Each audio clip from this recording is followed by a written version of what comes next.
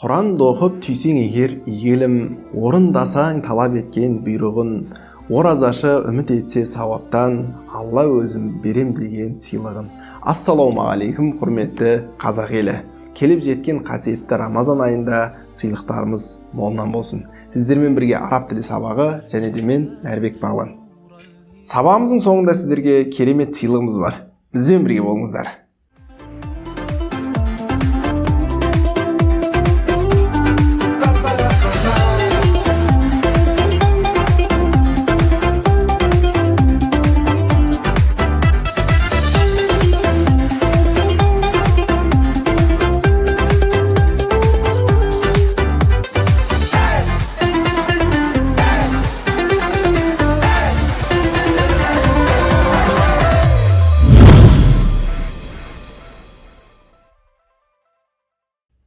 Бүгін іс-әрекетті білдіретін сөздерді алып өтеміз. Яғни етістіктер. Етістіктер дегеніміз бәрімізге мәлім, қандай тілде болмасын ең маңызды тірек болып табылады. Ендеше сабағымызға кірсек.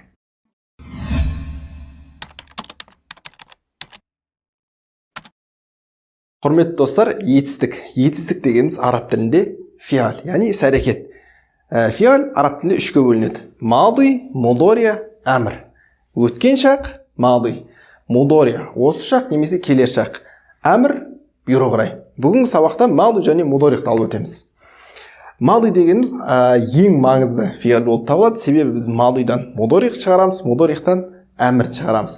Және де фиал мади бізде араб тілінде 80% үш әріптен тұратын болады. Және де алғашқы соңғы әріптері фатхамен келеді. Егер жалғанбаса. Ортасынғы әріптер өзгеріп отырады. Мысалы, кәтәбә жазды өткен шақта, әмилә жұмыс жасады, іс атқарды. Өткен шақта хасуна жақсарды, әдемленді. Енді біз осылардан фиал мадидан мудорих шығарамыз. Оған бізге ән айту атты әріптер қажет. Ән айту. Ән айту деп жаттап алсаңыздар болады. Себебі әріптері хамза, нун, я, та. Осы әріптерді біз фиал мадидің алдына жалғай отырып, фиал мудорих шығарамыз. Мысалы, кәтәбә жазды дегеніміз жазып жатыр, немесе жазады деген як тубу.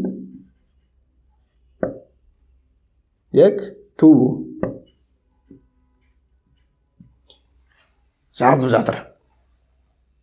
Амиля іс атқарып жатыр. Я мәлу. Я мәлу. Амиля дегеніміз іс атқарды, я мәлу іс атқарып жатыр. Хасуна болатын болса, я хасуну дейтін болсақ, я суну. Жақсарды. Осы шақта жақсарып жатыр, немесе келер шақта жақсарады. Фиал мади және мудорихты алып өткеннен кейін біз сөйлемде толықтай қолдана білуіміз үшін үш шақта жіктеп өтуіміз керек. Алдымен фиал мадиді үш шақта жіктеп өтсек. Араб тілінде негізі ретінде өткен шақтың үшінші жақ етістігін қолданамыз. Мысалыға, хуа кәтәбә. Кәтәбә. Ол жазды. Және де осы етістік арқылы басқа етістіктердің формасын шығарып отырамыз. Байқасаңыздар, кәтәбәға біз ешқандай жалғамадық. Ол жазды. Хуа кәтәбә. Ендеше ол әйел жазды өткен шақта қалай болады? Хия кәтәбәт.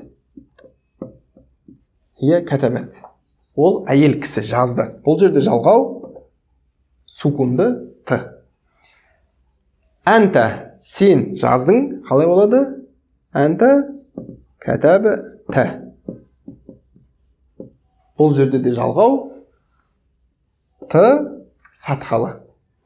Келесі әнти сен әйел кісі жаздың қалай болады? Кәтәбә ти. Бұл жерде де жалғау т кәсіралы. Мен жаздым дегеніміз әна кәтәбә ту. Бұл жерде де жалғау т даммалы. Фиал мадиді алып өткеннен кейін біз фиал мудорихты алып өтеміз. Фиал мудорих араб тілінде осы және келер шақты қамтитын фиал. Оны біз қалай ажыратамыз? Сөйлемде келген жеріне қаратай ажыратамыз. Ол оңай. Басында айта кеткеніміздей фиал мудориқты біз мадидан шығарамыз. Оған бізге ән айту атты әріптер қажет. Ән айту. Осы әріптерді біз фиал мадидың алдына қоя отырып, фиал мудориқ жасаймыз. Мысалы, амиля сөзіне мысал келтірейік, яғни іс атқарды, жұмыс жасады. Хуа ол жұмыс жасап жатыр немесе жұмыс жасайды дегеніміз хуа я'малу. Я'малу. Бізде байқасаңыздар қосымша бұл жерде я әрпі. Ол әйел кісі жасайды немесе жасап жатыр. Хия та'малу.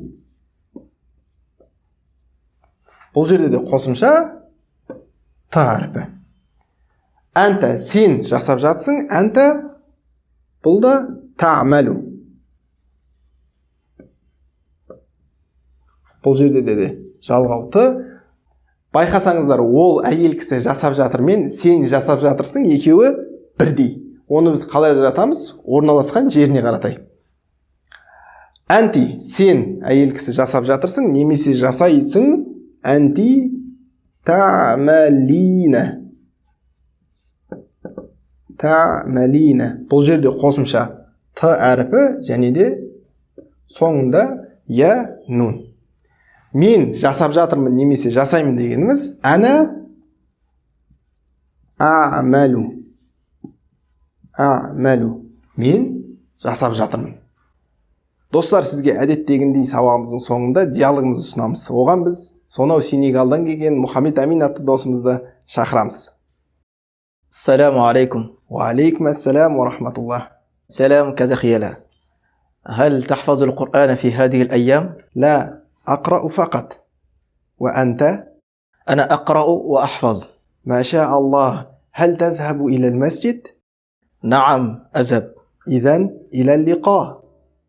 مع السلامة.